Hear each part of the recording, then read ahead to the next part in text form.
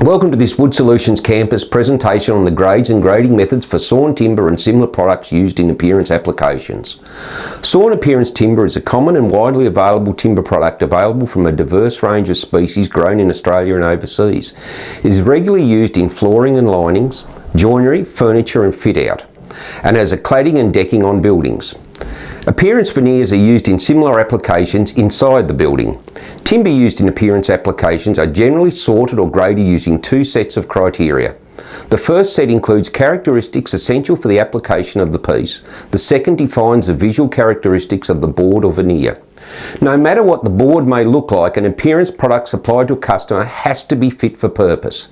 Characteristics essential for the application of the piece include the dimensional regularity of the piece. This is its size within the allowable tolerances and its stability, any twist, bow, cup or spring in the board. Next is its resistance to the expected service conditions such as its hardness, toughness and durability. Next is the moisture content of the board, which affects its size and stability. And lastly, there are performance characteristics that may be regulated due to the demands of the application. If the application is load-bearing, regulations dealing with the material structural performance will apply, and the piece will have to satisfy the relevant structural requirements. Requirements for performance in a fire may also apply. If the application is non-load bearing, only regulations dealing with performance in fire may apply. The material's performance in fire is often a characteristic of the species. The appearance of timber in application in building is usually not regulated. Appearance is held to be a matter of personal taste. So there is considerable freedom in how appearance timber is graded into visual groups acceptable for different types of customers and how appearance grade definitions are developed.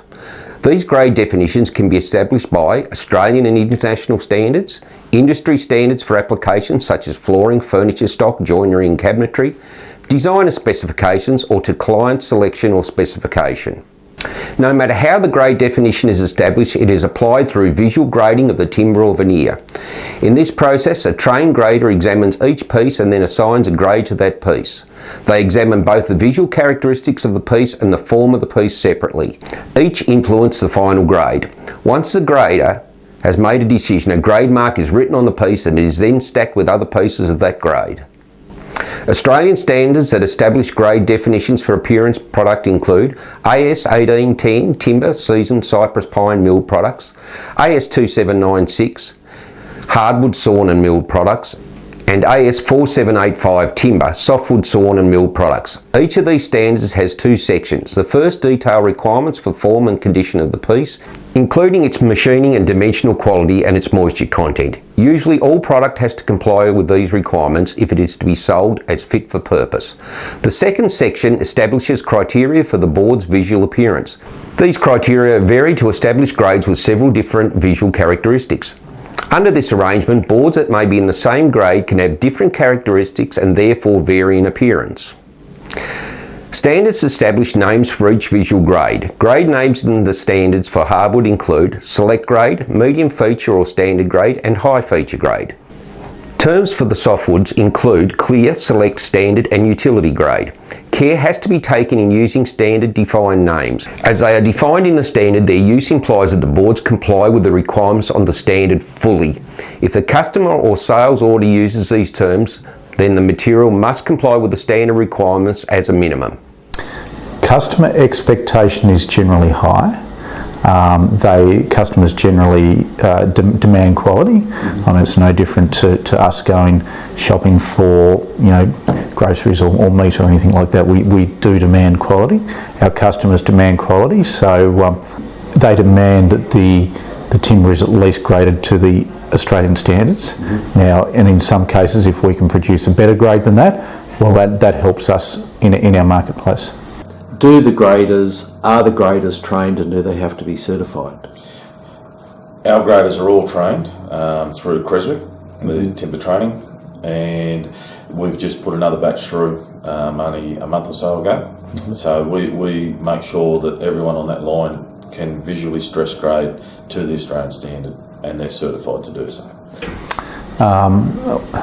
The grading standards are very important for us. As I mentioned earlier, they provide the backstop.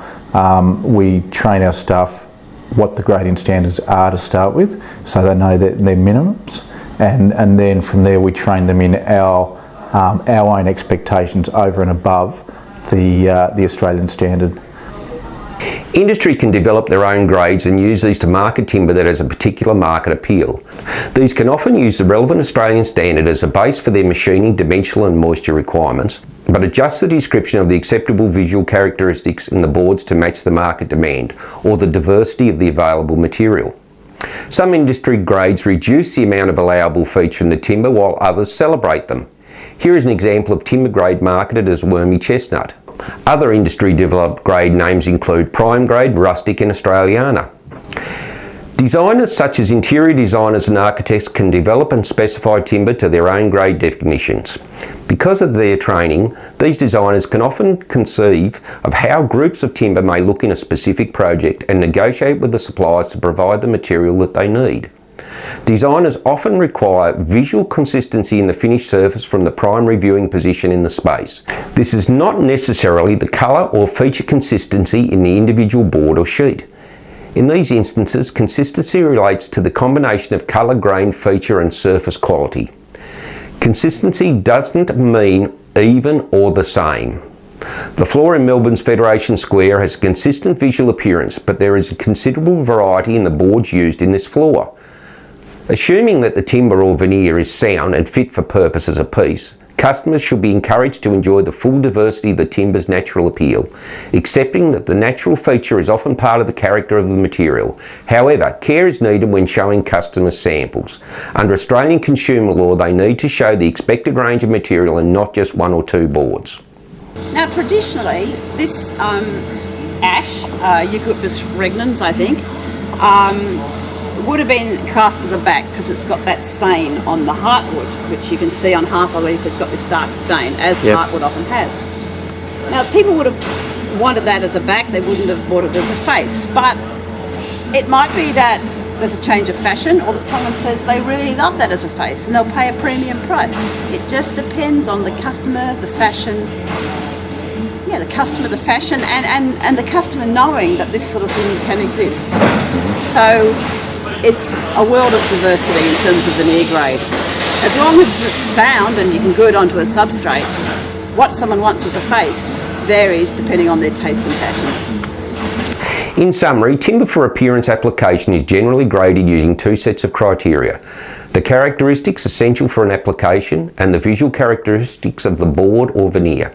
Fit for purpose considerations govern the application requirements.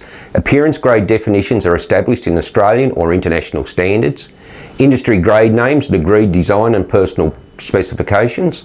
Discrete customers have different expectations of acceptable feature and appearance timber, and these expectations vary with taste and fashion.